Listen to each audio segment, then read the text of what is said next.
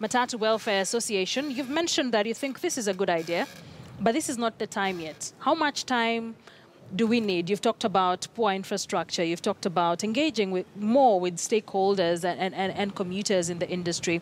How much time do you think the country would need to put everything in place before we roll this out? Let me mention here that we have done benchmarking in various countries. In Africa, we have Dar es Salaam in Tanzania, and then you have South Africa, and then you have Nigeria. But the recent case of study that is of very great interest is Dar es Salaam.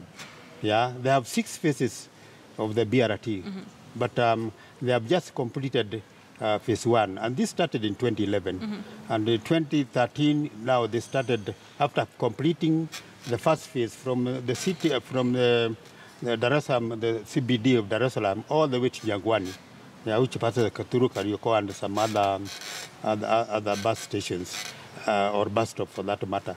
And that's a very interesting, what you call case study, because they started by building the roads, infrastructure first.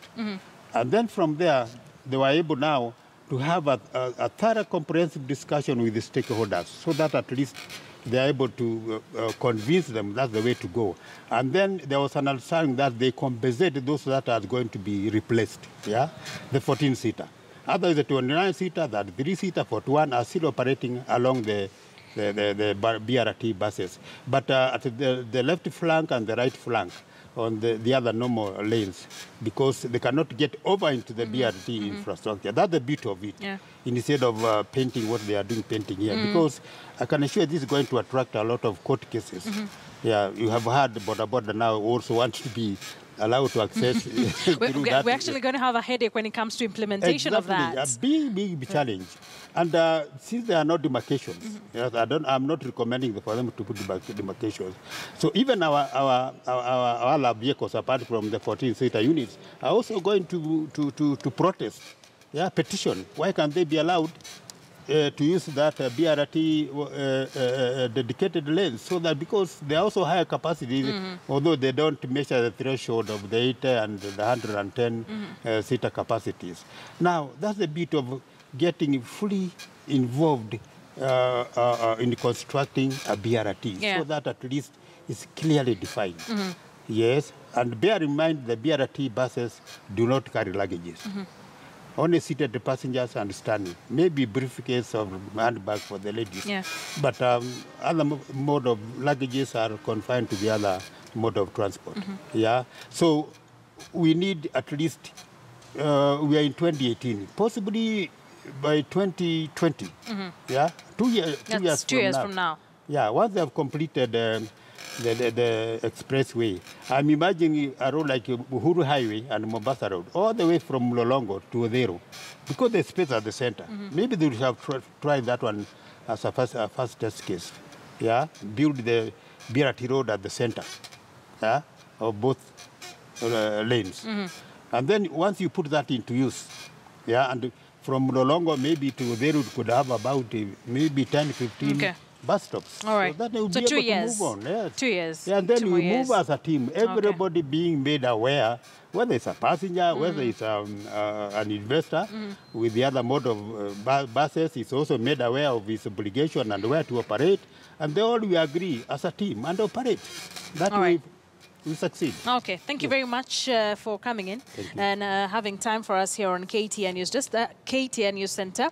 That is Dixon Bugwa. He's the chairperson of the Matatu Welfare Association, saying the BRT is a good idea, but we are not ready yet as a country. So many things, he says, need to be put in place before we roll out this very ambitious project by the Ministry of Transport and a government as a whole.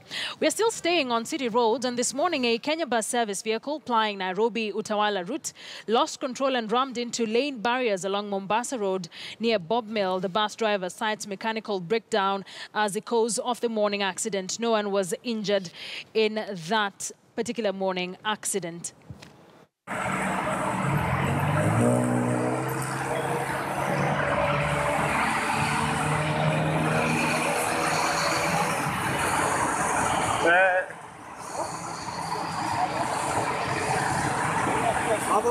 Poa sana.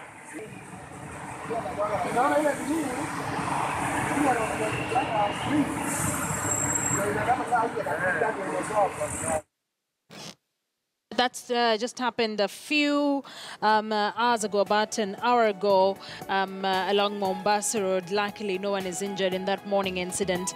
We're still with the bus rapid transit system, and we asked you whether you think this will decongest Kenyan roads. Let's take a look at some of the views you have on this new system that is being rolled out on our Kenyan roads, starting with Thika Road. Alvin Diema says, no matter how amazing the plan is, without stakeholder involvement, it is bound to fail. The government of Kenya should give incentives to matatu owners and give them time to acquire new buses. BRT requires new infrastructure. Marking lanes alone isn't enough. I'm sure you would agree with him on that. Let's take a look at someone else.